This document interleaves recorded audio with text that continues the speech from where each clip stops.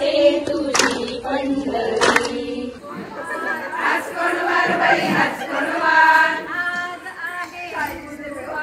आज आहे गुरुवार दत्ताला नमस्कार बाई दत्ताला नमस्कार दत्ताला नमस्कार बाई दत्ताला नमस्कार। नमस्कार मित्रांनो, समर्थ लेखणीमध्ये आपल्या सगळ्यांचे स्वागत। मी हेमंत कुमार केळकर। मित्रांनो, करमाळा येथील ब्राह्मण महिला संघाच्या वतीने किल्ला विभाग येथील राम मंदिरामध्ये श्रावण रंग हा कार्यक्रम मोठ्या उत्साहात संपन्न झाला। यावेळी महिलांनी पंचमीचा फेर धरून पारंपरिक गाणी गायली। प्रथम आपण त्यातल्या गाण्यांची काही कडवी ऐकूया।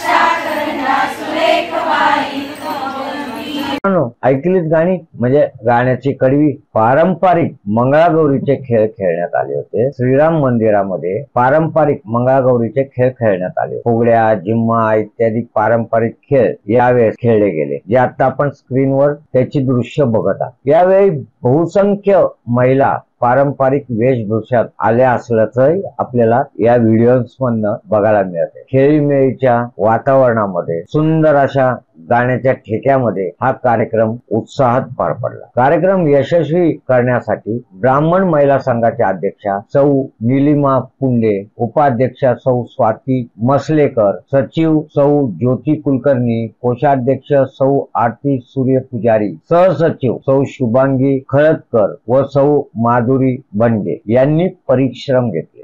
त्यात माननीय प्राचार्य सौ मीरा